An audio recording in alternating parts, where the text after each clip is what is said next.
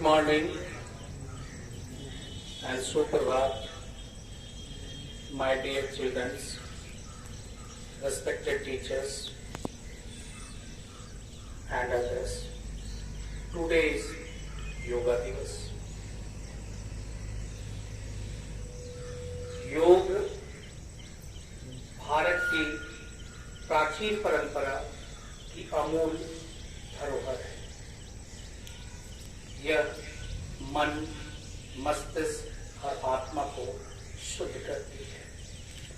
यह शारीरिक और मानसिक विकारों को दूर करने का एक उत्तम तरीका है। योग के प्रति जन जागरूकता बढ़ाने के उद्देश्य से प्रतिवर्ष 21 जून को अंतर्राष्ट्रीय योगा दिवस या योग दिवस के रूप में मनाया जाता है।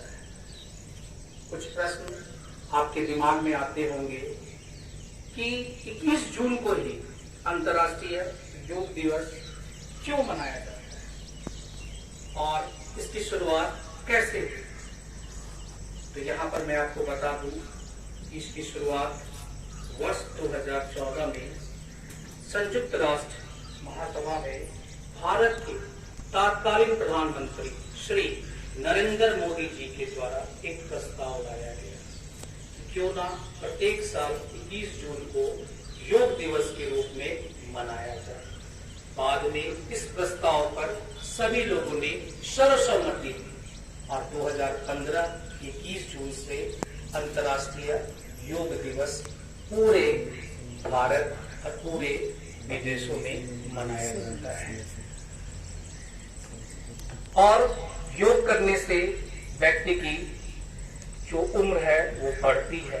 यहाँ पर एक और क्वेश्चन आते हैं दिमाग में कि आखिर 21 जून को क्यों चुना गया, क्यों नहीं हम 22 जून को किए, 21 मार्च को किए, ऐसा क्यों चुने कि 21 जून को हम योग करेंगे। तो जैसा कि आप जानते हैं 21 जून वो दिन है जो सबसे बड़ा दिन होता है। तो जैसे 21 जून वर्ष का सबसे लंबा दिन है और योग करने से व्यक्ति की उम्र भी दीर्घायु होती है, इसीलिए इस दिन को चुना गया कि 21 जून के दिन ही हम योग दिवस को मनाएंगे। क्योंकि 21 जून आप जानते हैं ज्योग्राफिकली पूरे साल का सबसे बड़ा दिन 21 जून होता है। तो जब दिन बड़ा है, दिन बड़ी होगी, अगर हम योग करेंगे तो हमारी उम्र भी बड़ी होगी। प्रत्येक वर्ष 21 जून को अंतर्राष्ट्रीय योग दिवस के रूप में देश विदेश में अनेक कार्यक्रम मनाए जाते हैं। बहुत सारे शिविर, बहुत सारे समारोह का आयोजन किया जाता है।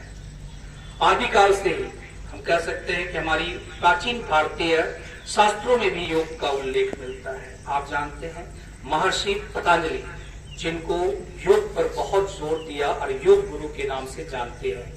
दूसरे अर्थ में कह सकते हैं कि महर्षि पतंजलि को ही योग का प्रणेता माना जाता है। हमारे दर्शन 6 हैं, जिसमें से एक दर्शन हमारा योग दर्शन है। तो प्राचीन काल में भी योग की महत्ता पर हमारे ऋषि मुनियों ने बहुत ध्यान दिया। आदिकाल से ही योग की परंपरा भारत में चली आ रही है। भगवान शिव को भी योगी कहा गया है।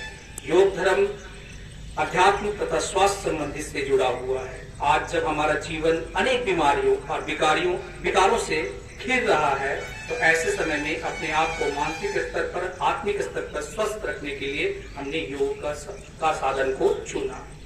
योग अनेक बीमारियों की अचूक दवा है। अनेक योग गुरुओं के द्वारा इसका व्यापक प्रचार प्रसार किया जाता है। लोग के स्वास्थ्य और बेहतर बनाने के लिए निःशुल्क प्रशिक्षण शिविर का आयोजन भी बहुत सारे गुरुओं के द्वारा, साथ साथ सरकार के द्वारा भी समय समय पर डिफरेंट साइट्स पर किए जाते हैं। हमारे यहाँ कहा जाता है कि पहला सुख निरोगी काया, काया शरीर को बोलते हैं, और यह काया तभी स्वस्थ रह सकती है जब हम प्रतिदिन योग करें और अपने स्वास्थ्य का ध्यान रखें। स्वस्थ शरीर में ही स्वस्थ आत्मा, स्वस्थ मस्तिष्क का निवास रहता है। इसलिए शरीर को स्वस्थ रखना सबसे आवश्यक है। आप अपनी लाइफ में भी देखते होंगे कि जिस दिन आप फिजिकली फिट नहीं है, आपकी दिन भर की जो डेली रूटीन से दिनचर्या होती है वो प्रभावित होती है। लेकिन आपसे एक अनुरोध है कि यह एक दिन की औपचारिकता के लिए आप योग नहीं करें, बल्कि 365 दिन अपने जीवन शैली में इसको उतारें, थोड़ा कम थोड़ा ज्यादा करके अपने लाइफ का पार्ट बनाएं। Thank you so much.